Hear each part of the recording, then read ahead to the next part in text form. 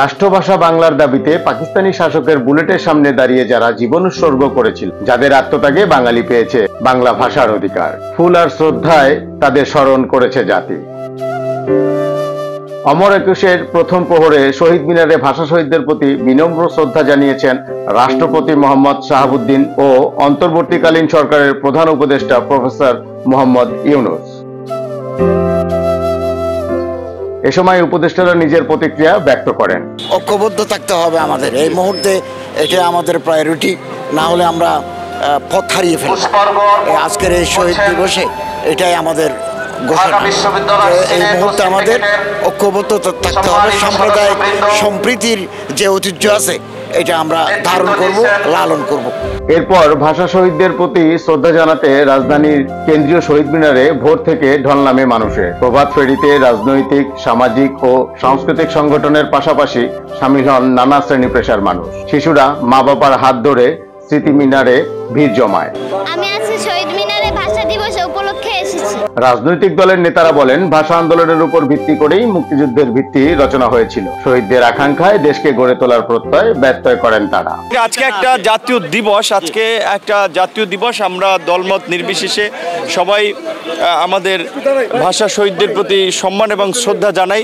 এই দিনে আমাদের এর বাইরে অন্য কোনো ইস্যু নেই। যেই স্পিরিটের ভিত্তিতে আমরা অন্যায়ের বিরুদ্ধে প্রতিবাদ করতে শিখেছি, নিজের জাতিসত্তার অধিকারের জন্য লড়াই করতে শিখেছি, যেই আন্দোলন আমাদের সবাইকে একত্রিত করেছে, সেটা একটা জাতীয়ভাবে আমরা স্মরণ করি। আজকে প্রথমে আমি বলতে চাই যে 52 যে ভাষা আন্দোলন, তার একটা তাৎপর্য রয়েছে। বর্তমান প্রজন্মকে এই ভাষা আন্দোলনের ইতিহাস সেটিকে ভালো মতো জানতে হবে, বুঝতে হবে। কারণ এই ভাষা আন্দোলনের উপর ভিত্তি করে কিন্তু 71-এর মুক্তিযুদ্ধের যে পিলার সেটা রচনা হয়, ভিত্তিটা রচনা হয়।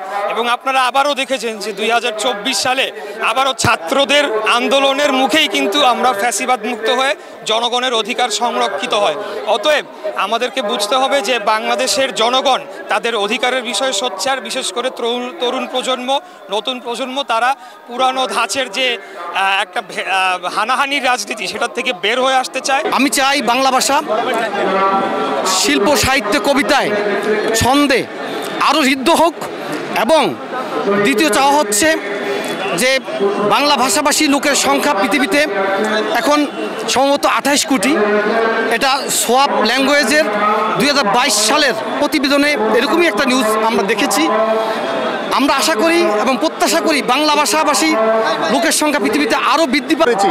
সেই কাঙ্ক্ষিত গণতন্ত্র পরিপূর্ণভাবে প্রতিষ্ঠা হোক এবং কাঙ্ক্ষিত এদেশের জনগণের যে ভোটের অধিকার সেটা পরিপূর্ণভাবে প্রতিষ্ঠিত হোক এবং কাঙ্ক্ষিতভাবে একটি জনগণের সরকার প্রতিষ্ঠার মাধ্যমে বাংলাদেশের যে রাষ্ট্রীয় প্রতিষ্ঠানগুলো গত 17 বছর ধরে যে ধ্বংস হয়ে গেছে, সেই ধ্বংসস্তূপ রাষ্ট্রীয় প্রতিষ্ঠানগুলো বিএনপির ভারপ্রাপ্ত চেয়ারম্যান জনাব তারেক রহমানের যে দেওয়া বাংলাদেশের রাষ্ট্র কাঠামো মেরামতের জন্য যে 31 দফা রূপরেখা দেওয়া হয়েছে, সেই সংস্কারের মাধ্যমে বাংলাদেশ পরিপূর্ণভাবে স্বৈরাচার মুক্ত হবে, বাংলাদেশে পরিপূর্ণভাবে গণতন্ত্র প্রতিষ্ঠিত হবে এবং বাংলাদেশের একটি সুন্দর সমাজ গড়ার লক্ষ্য নিয়ে, একটি সম্প্রীতির বাংলাদেশ গড়ার লক্ষ্য নিয়ে, একটি অসাম্প্রদায়িক বাংলাদেশ গড়ার লক্ষ্য নিয়ে বাংলাদেশ জাতীয়তাবাদী দলের প্রত্যেকটি নেতাকর্মী বাংলাদেশের জনগণকে সাথে নিয়ে একটি সুন্দর সমাজ, একটি সুন্দর বাংলাদেশ গড়বে, এই প্রত্যাশা আমরা সকলেই করি।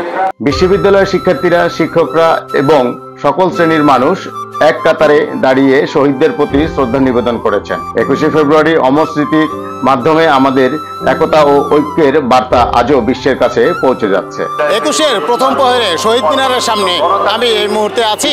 বিভিন্ন জনের সাথে কথা বলেছি, রাজনৈতিক দল এবং সাধারণ জনগণের সাথে এবং ছোট বাচ্চাদের সাথে। সবার মুখে একটি কথা, নতুন বাংলাদেশ বিনির্মাণে সবাইকে ঐক্যবদ্ধ হয়ে কাজ করতে হবে, আর এমনটাই প্রত্যাশা সবার। মোহাম্মদ রনি মজুমদার, ভোরের পাতা, ঢাকা।